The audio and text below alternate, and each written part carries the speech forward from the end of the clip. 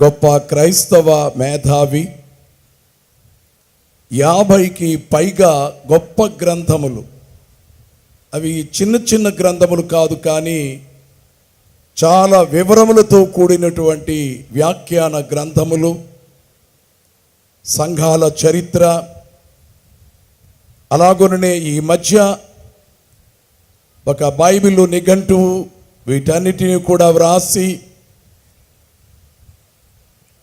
Bible పాండిత్యమును ఎరిగిన వారై మనలందరినీ కూడా వాక్య జ్ఞానము కలిగిన వారినిగా చేయడానికి ఎంతో కృషి చేసి పగలు రాత్రి పఠించటమే బైబిల్ చదవడమే, గ్రంథాలు అధ్యయనము చేయడమే వారి జీవితాన్ని అందుకొరకు సమర్పించుకున్నారు. అయినప్పటికీ వారి యొక్క సింప్లిసిటీ ఎంతో గొప్పది. డాక్టర్ కె విల్సన్ అయ్యగారి యొక్క కుటుంబంలోని సభ్యులై ఉన్నారు. ప్రార్థన వినడి పావనుడా సమర్పణ చేయము ప్రభువునకు అనే ఎన్నెన్నో పాటలు రాసినటువంటి డాక్టర్ విల్సన్ అయ్యగారి యొక్క కుటుంబంలో ఒకరై ఉండి, మాకెంతో ప్రియులై ఉండి, దైవజనుడైనటువంటి దేవదాస్ అయ్యగారి యొక్క కొన్ని రచనలను, పుస్తకములను ఇంగ్లీషులోనికి అనువాదము చేసిన వారు, తీరిక లేకుండా అదే పనిగా దేవుని యొక్క వాక్యమును ధ్యానము చేస్తూ వారి యొక్క జ్ఞానము ద్వారా క్రైస్తవ లోకమునకు ఎన్నో విలువైనటువంటి సేవలను అందించేటట్టు డాక్టర్ జోబ్ సుదర్శనం గారిని బైబిల్ మిషన్ మహాసభలకు మీరు రావాలి అని పిలిచినప్పుడు వారు వచ్చి ఉన్నారు. ఈ సమయంలో దేవుని వాక్య వర్తమానమును మనకు అందించవలసిందిగా మన ప్రియ సోదరులు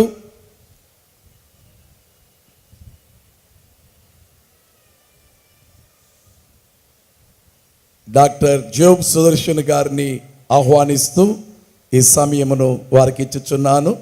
ఎంతో సంతోషకరమైన ఈ సమయంలో ఇలా ఈ మహాసభల్లో కలుసుకోవడం అనేది చాలా ఆనందాన్ని నాకు కలిగిస్తూ ఉంది. మనందరికీ చాలా సంతోషకరమైనటువంటి శుభ గడియలు ఇవి.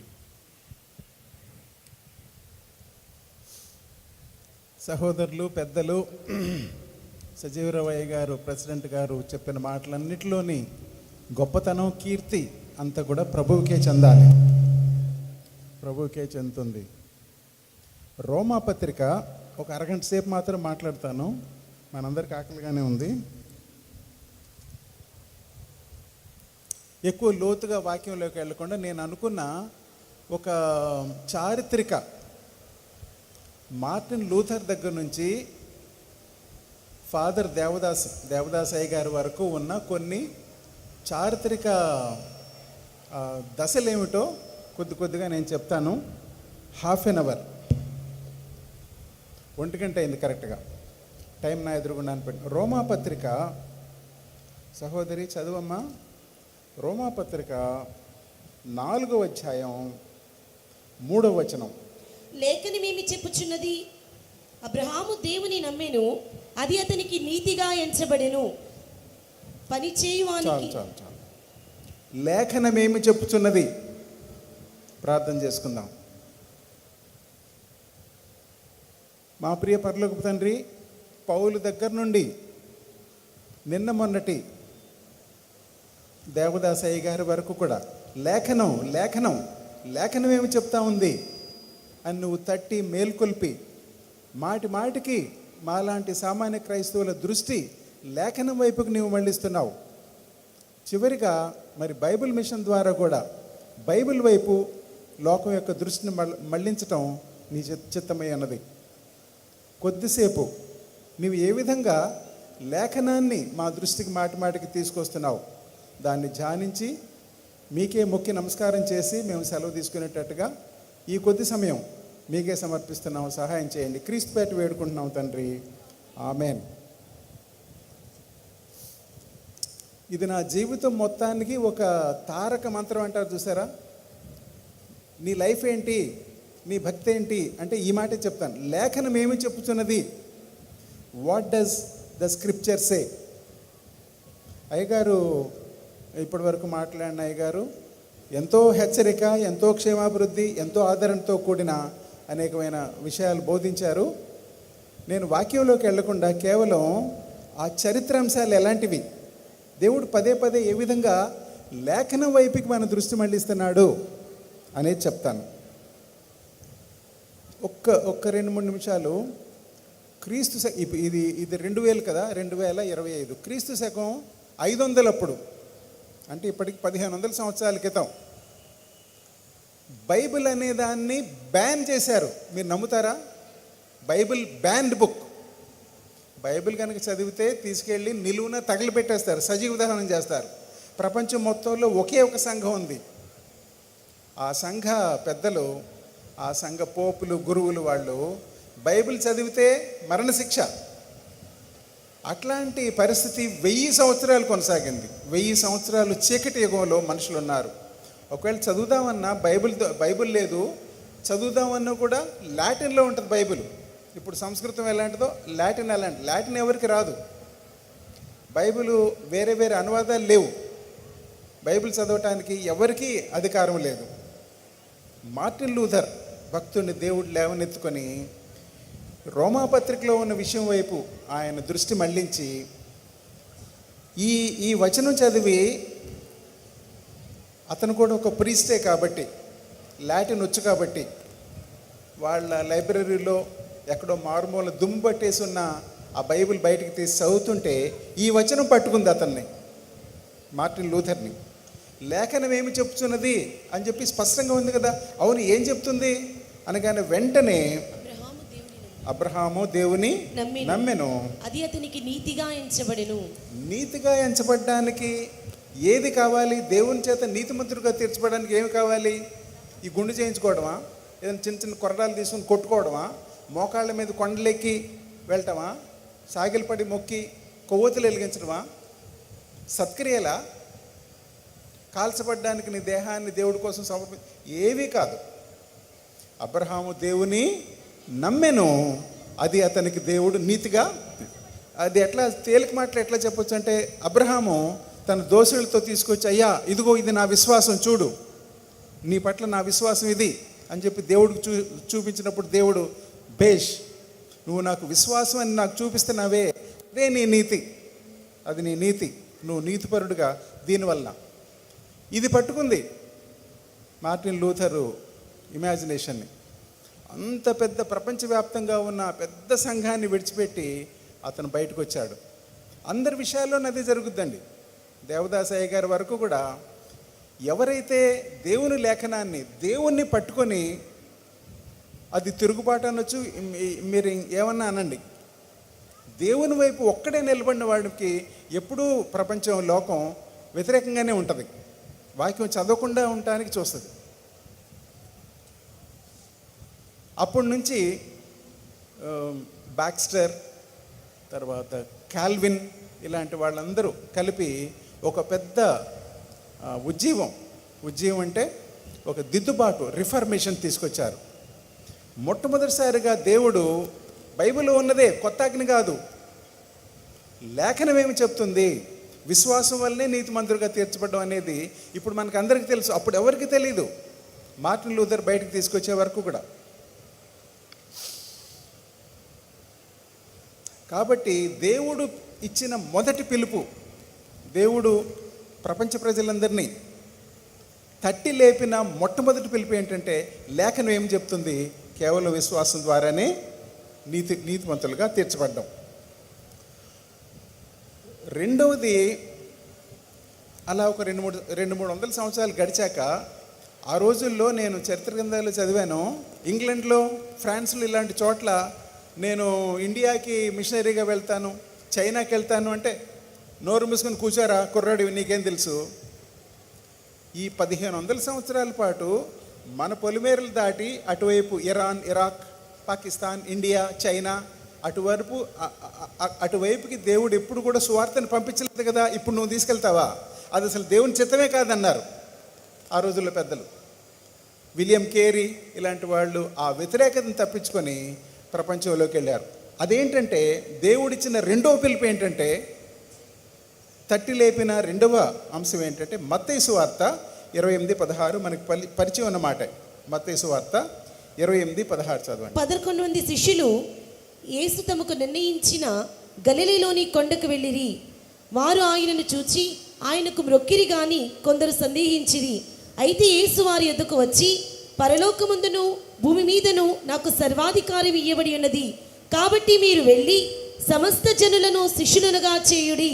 తండ్రి యొక్కయు కుమారుని యొక్కయు పరిశుద్ధాత్మ యొక్కయు నామములోనికి వారికి బాప్తిస్మం ఇచ్చుచు, నేను మీకు ఏ ఏ సంగతులను ఆజ్ఞాపించి తినో వాటినన్నిటినీ గైకొనవలెనని వారికి బోధించుడి. ఇదిగో నేను యుగ సమాప్తి వరకు సదాకాలం మీతో కూడా ఉన్నానని వారితో చెప్పెను. రెండవసారిగా సరే, విశ్వాసం ద్వారానే నీతిమంతులు, మేమందరం విశ్వాసం ఉంచుతున్నాం, నిర్దోషులుగా అయ్యాం, వాట్ నెక్స్ట్ అని చూస్తున్నారు. చాలామంది పెద్దలకి, పెద్ద పెద్ద సంఘాలకి సువార్త ఇండియాకా చైనాకా అలాంటి దిక్కుమాల దేశాల్లోకి మన పవిత్రమైన సువార్త తీసుకెళ్తావా? అయితే దేవుడు మరొకసారి తట్టాడు, లేవండి లేవండి, ఇంకొక ఆజ్ఞ ఉంది నాది. అదేంటంటే సర్వలోకానికి సువార్త తీసుకెళ్ళండి. ఆ ఆజ్ఞతో పాటు ఒక వాగ్దానం కూడా ఉంది. మీరు వెళ్ళినప్పుడు అక్కడ రాసింది కదా, వాళ్ళు సువార్త తీసుకెళ్తున్నప్పుడు వారి వెనువెంట వచ్చిన అనేకమైన అద్భుతాలు ఆ సువార్తని స్థిరపరుస్తూ వచ్చినాయి.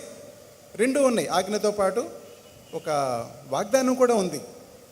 మీరు విషం తాగినా కూడా మీకేం అద్భుతాల గురించి చెప్పాడు ప్రభు. మీరు వెళ్ళి స్వార్థ ప్రకటించండి, మీ వెనకాల నేనొచ్చి నేను జరిగించే కొన్ని అద్భుతాల ద్వారా, స్వస్థతల ద్వారా మీరు ప్రకటిస్తున్న సువార్తను నేను కన్ఫర్మ్ చేస్తాను, నిర్ధారిస్తాను. కాబట్టి దేవుడిచ్చిన రెండవ పిలుపు, మళ్ళీ చెప్తున్నాను, ఇవి కొత్తగా ఎక్కడి నుంచో వచ్చినాయి కాదు, నా వాక్యంలోనే ఉన్నాయి, బైబిల్లోనే ఉన్నాయి, మీ దగ్గరే ఉన్నాయి, చదవండి, దాన్ని గుర్తుపట్టండి. మీరు రెండవ పిలుపు సువార్త ప్రకటనకు బయలుదేరి వెళ్ళండి. దాన్ని కొంతమంది యూరోప్లో పెద్దలు కొంతమంది, నిజమే కదా, ప్రపంచం మొత్తానికి వెళ్ళి సువార్త ప్రకటించమని ఎప్పుడో చెప్పాడు కదా శిష్యులకి. ఆ టైంలో వాళ్ళంతా వెళ్ళి సువార్త ప్రకటించారు కదా. మరి ఈ 1500 సంవత్సరాలు 1600 సంవత్సరాలు మనం వీళ్ళ చేతులు ముడుచుకుని కూర్చున్నామేంటి అని అప్పటి నుంచి పుంఖానుపుంఖాలుగా వందల కొద్దీ, వేల కొద్దీ మిషనరీస్ రకరకాల చోట్లకి వెళ్ళి, అమెరికా ఖాళీగా ఉన్న అమెరికా ఖండంలో రెడ్ ఇండియన్ల దగ్గరికి, ఆఫ్రికాలోకి, ఇండియా, ఇలాంటి అన్ని చోట్లకి మిషనరీలు వచ్చి దేవుని యొక్క రెండవ పిలుపుకి స్పందించి, అదేంటంటే సమస్త లోకానికి సువార్త ప్రకటించండి, మీకు తోడుగా నేను వచ్చి అద్భుతాల ద్వారా వాటిని స్థిరపరుస్తాను అని ఆయన చెప్పింది.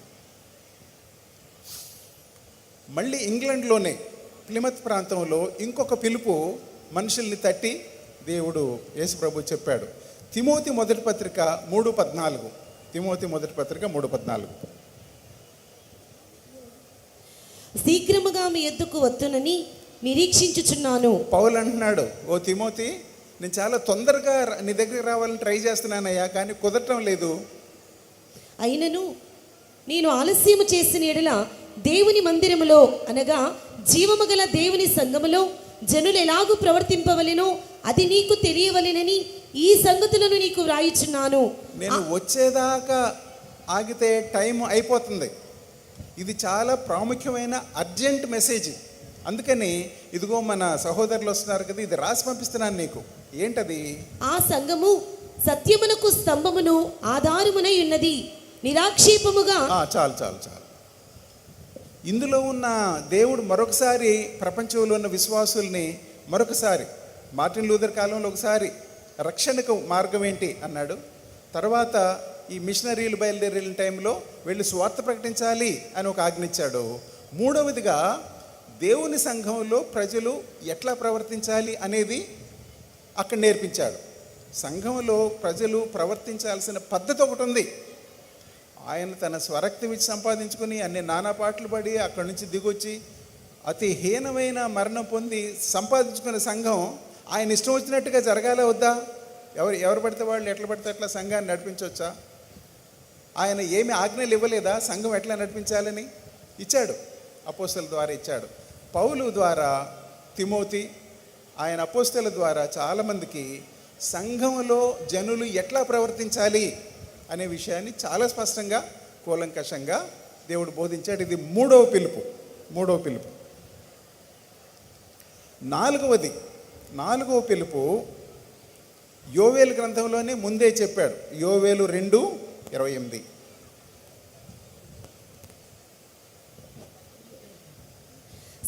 తరువాత నేను సర్వజనుల మీద నా ఆత్మను కుమ్మరింతును. సర్వజనుల మీద తర్వాత అంటే ఇప్పుడు కాకుండా కొన్నాళ్ళకి సర్వజనుల మీద నా ఆత్మను నేను కుమ్మరిస్తాను. మీ కుమారులను మీ కుమార్తెలను ప్రవచనములు చెప్పుదురు, మీ ముసలివారు కలలు కందురు, మీ యవ్వనులు దర్శనములు చూతురు.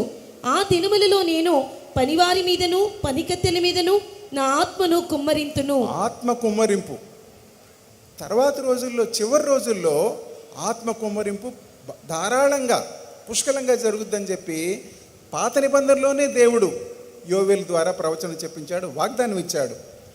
కొరింథీ మొదటి పత్రిక 12:7.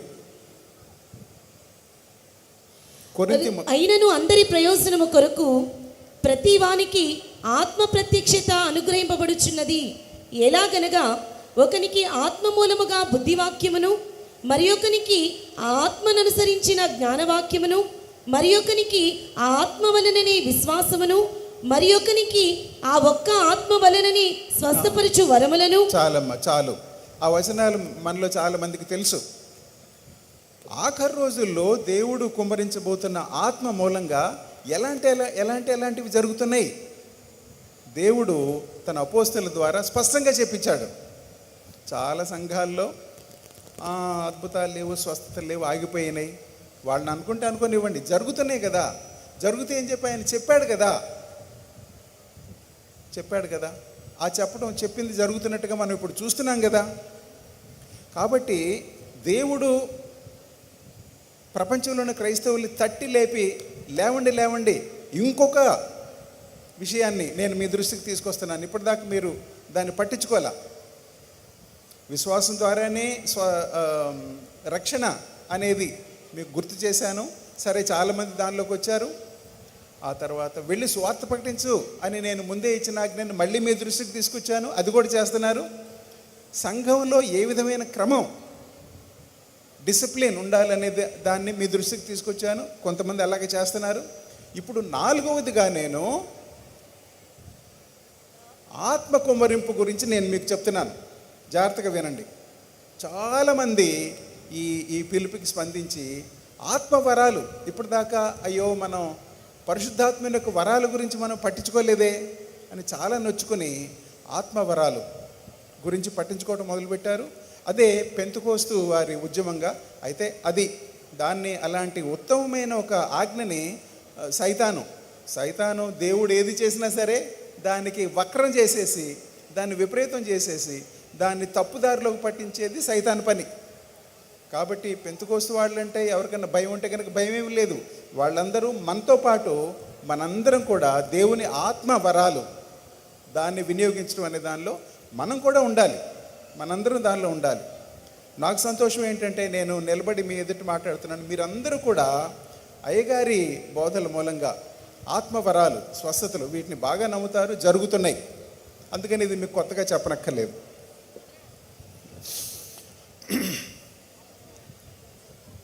నేను అనుకుంటున్నాను ఈ ఐదు మెట్లు చెప్తున్నాను. నేను అనుకునేది ఏంటంటే ఆ కాలంలో మత దిద్దుబాటు, లేకపోతే వీళ్ళందరూ వేరే వేరే ప్రాంతాలకు వెళ్ళి స్వార్థ చెప్పటం, మిషనరీ ఉద్యమం, సంఘ క్రమం సంబంధించిన ఉద్యమం, ఈ ఆత్మవరాలు, ఇవన్నిట్లో ఒక్కొక్కరు కొట్టుకుపోయి అసలు విషయం మర్చిపోయారు మానవులు, క్రైస్తవులు. రకరకాల బోధల్లో, రకరకాల పద్ధతుల్లో మంచిదే, దేవుడు చెప్పినవే. అయితే అసలు వాక్యం ఏంటి అనేది మర్చిపోయారు. ప్రపంచంలో ఒక మూలన ఒక చిన్న గుంపులో ఒకడి ద్వారా దేవుడు బైబిల్ మిషన్ అనే దాన్ని మళ్ళీ మనుషుల దృష్టిలోకి తీసుకొచ్చాడు. బైబిల్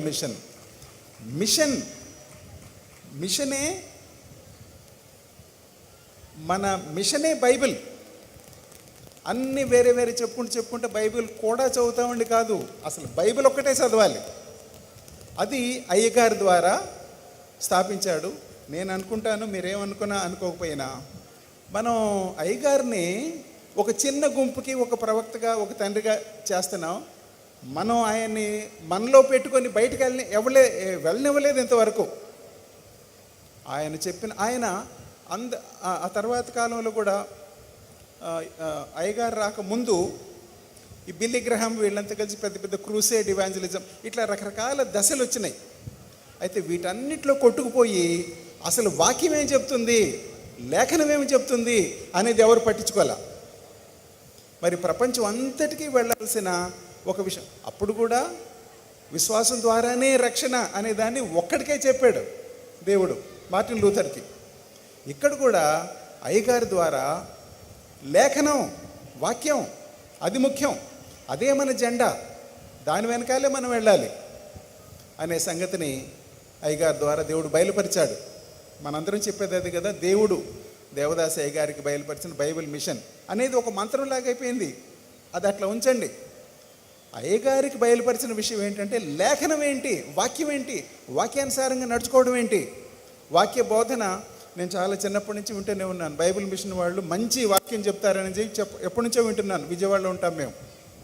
ఆ తర్వాత రెవరెండ్ డాక్టర్ సాలమన్ రాజు గారని విజయవాడలో ఉండేవారు, చనిపోయారు ఇప్పుడు, 99 సంవత్సరాలప్పుడు. ఆయన విజయవాడలో సువార్తవాణికి డైరెక్టర్గా ఉండేవాడు. ఆయన బైబిల్ మిషన్ మీద రీసెర్చ్ చేసి యూరోప్లో ఏదో ఒక యూనివర్సిటీలో వీళ్ళ సిద్ధాంతాలు ఏంటి, వీళ్ళ ఆచరణలు ఏంటి, అయ్యగారు ఎలాంటి వాడు, ఇవన్నీ కూడా ఆయనతో నేను ఎప్పుడూ డిస్కస్ చేస్తూ ఉండేవాడిని. నాకు బాగా పరిచయం బైబిల్ మిషన్ విషయం.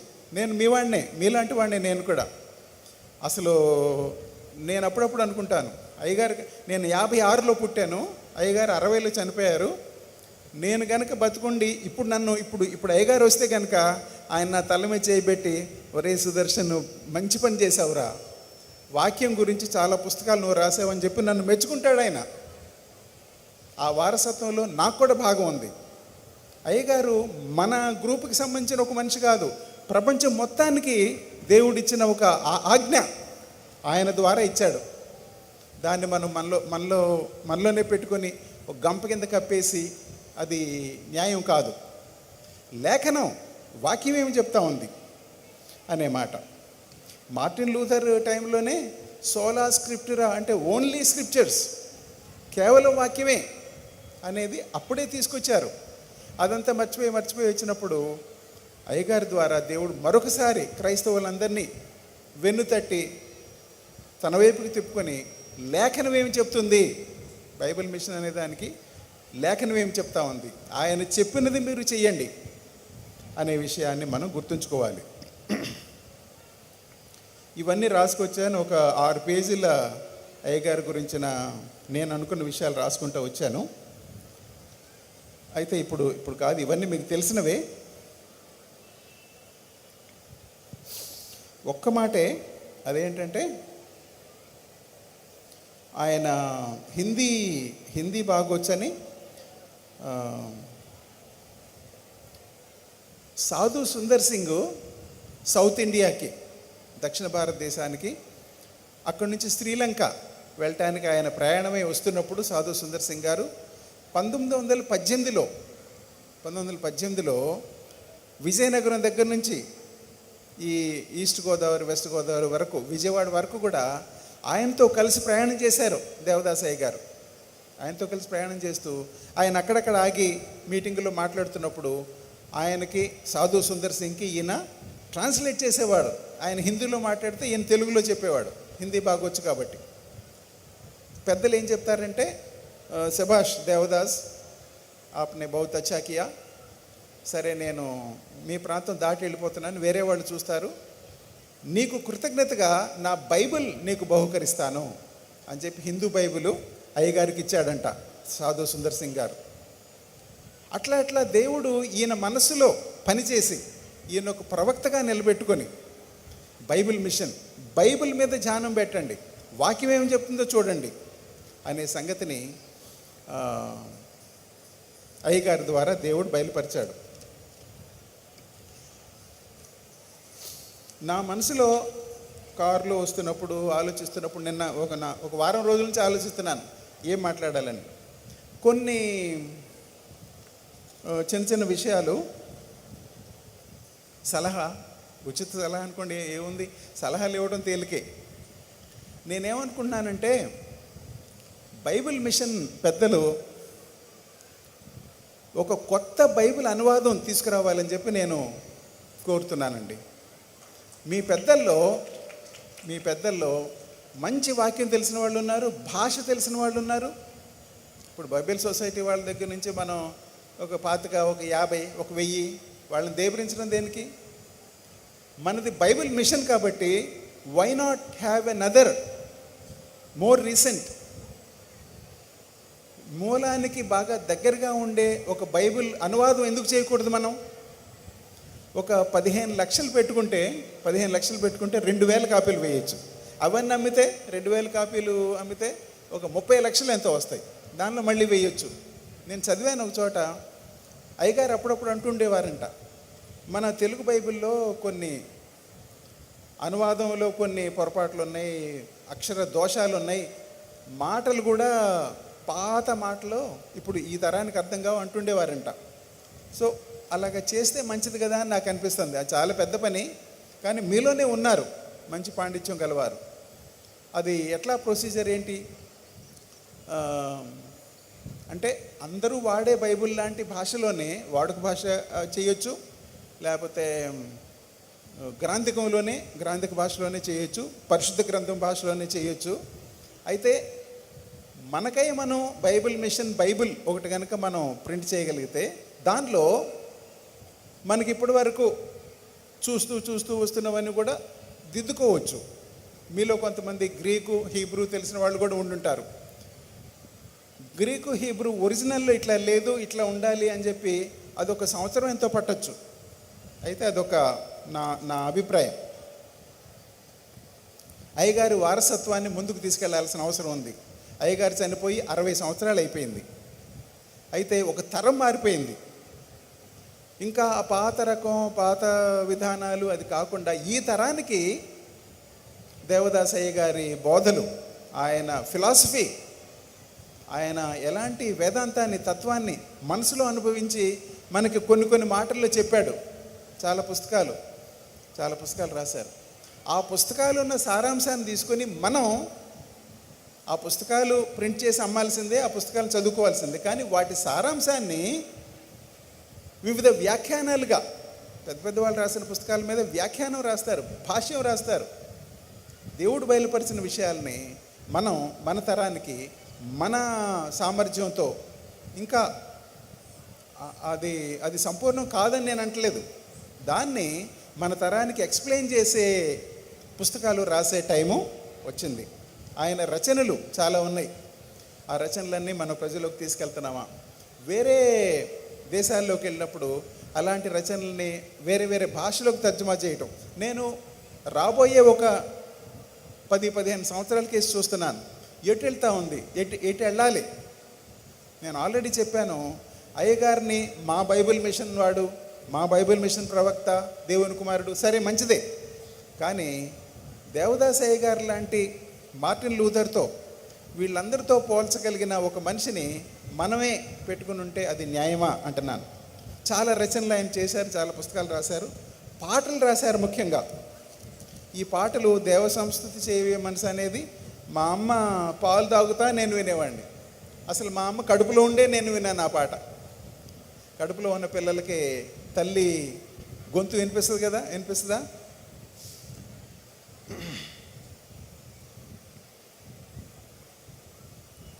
ఇదొకటి మనం పాడతామో లేదు తెలీదు. అయ్యగారు రాసిన పాట, ఎంత గొప్ప బొబ్బ పుట్టెను. పాడతారండి ఈ పాట? ఎంత గొప్ప బొబ్బ పుట్టెను. అసలు ఎలాంటి మాట వాడాడు చూడండి. ఒక ప్రవక్తగా, ఒక బైబిల్ మిషన్ స్థాపకుడిగా అందరికీ తెలుసు. ఒక కవిగా ఎంతమందికి తెలుసు? ఆయన కవిగా అలాంటి పాటలు రాసేవాళ్ళు ఎంతమంది ఉన్నారు మనలో? అలాంటి వాళ్ళకి శిక్షణ, ట్రైనింగు, వర్క్షాప్స్ పెట్టి మనలో ఒక స్పార్క్ ఉన్న కొంతమంది మంచి పాటలు రాయొచ్చు కదా. రాస్తున్నారేమో నాకు తెలియదు అనుకోండి. ఎంత గొప్ప బొబ్బ పుట్టెను, ఎంత గొప్ప శబ్దం వచ్చింది, దానితో రక్షణమంతయు సమాప్తమయ్యాను. ఎంత గొప్ప బొబ్బ పుట్టెను, యేసు కల్వరి మెట్టును సంతసముతో సిలువ కొట్టగా సూర్యుడు అంధకారమయ్యాను. ఆ సిలువలో యేసు ప్రభు సమాప్తమైనది అని గట్టిగా అరవటం ప్రపంచం మొత్తం దద్దరిల్లిపోయింది. ఆకాశ మండలంలో ఉన్న అంధకార శక్తులు సైతాను గడగడగడగ వణికిపోయారు. సమాప్తమైనది అనే అది వినిపించినప్పుడు మొదటి చరణంలో చాలా చమత్కారంగా ఫాదర్ గారు రాశారు. గలిబిలి కలిగెను ఒకప్పుడు షిన్యారు బాబెలు కట్టడమును కట్టుచున్నప్పుడు. షిన్యారు అంటే షినారు మైదానంలో బాబెలు గోపురం కట్టారు కదా వాళ్ళు. కడుతున్నప్పుడు పలుకు భాష ఒక్కటైనను, అందరూ మాట్లాడే భాష ఒకటైనా కూడా పలు విధముల భాషలాయను. దేవుడు రకరకాల భాషలు సృష్టించాడు. నలుదశలకు జనులు పోయిరి. అందరూ ఆ భాషలు మారిపోవడంతో రకరకాల వైపులకి చెదిరిపోయారు. సరే, ఇదంతా మనకి తెలిసిన విషయమే. అయ్యగారి కవిత్వం ఆ చమత్కారం ఏంటంటే చివరిలో చిన్న మాట, కలువరిపై కలుసుకొనిరి అంటాడు. కలువరిపై ఆ బాబెల్ గోపురంలో అందరూ చెదిరిపోయి ప్రపంచం అంతా చెదిరిపోయిన వాళ్ళంతా వచ్చి ఎక్కడ కలుసుకున్నారంట? కలువరి దగ్గర, సిలువ దగ్గర కలుసుకున్నారు. అందరికీ ఒకే నామంలో రక్షణ, అందరికీ ఒకే రక్షకుడు, ఒకే పద్ధతి. అందరూ రావాల్సింది సిలువ చెంతకే. నేను మాట్లాడుతున్నాను బాబుతో, పత్రికలు ఏమన్నా చేస్తున్నారా? వేరే వేరే సంఘాల్లో చిన్న చిన్న పత్రికలు ఉన్నాయా? మొత్తం బైబిల్ మిషన్ కలిపి ఒక పెద్ద పత్రిక ఏమన్నా అందరికీ వెళ్ళే పత్రికలు ఉన్నాయా? న్యూస్ చెప్పుకోవచ్చు, రకరకాల సంఘాల్లో జరుగుతున్న పద్ధతులు న్యూస్ అంతా రాసుకోవచ్చు. అది కూడా ఒక పత్రిక నడిస్తే కనుక నెలకొకసారి మన సంఘాల్లో ఉండే పెద్దలు, రాయగలిగిన వాళ్ళు, యువకులు, వీళ్ళంతా కూడా మంచి మంచి గేయాలు, మంచి మంచి వ్యాసాలు రకరకాలుగా రాయటానికి కూడా వీలుంటుంది. ఇది నేను చొరవ తీసుకొని కొన్ని నా మనసులో వచ్చినవి మీ ముందు పెడుతున్నాను. లేఖనం ఏమి చెప్పుచున్నది? బైబిల్ మిషన్ అనే మాట, ఆఖరి మాట. బైబిల్ మిషన్ అంటే ఏంటంటే ఇది కాదు, ఈ పుస్తకం కాదు.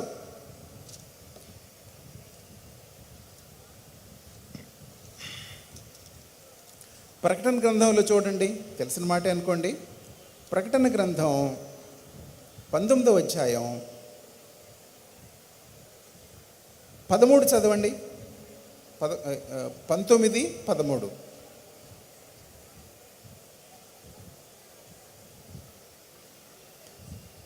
రక్తములో ముంచబడిన వస్త్రము ఆయన ధరించుకుని ఉండెను, మరియు అందరు చదవండి, మరియు దేవుని వాక్యము అను నామం ఆయనకు పెట్టబడి ఉన్నది.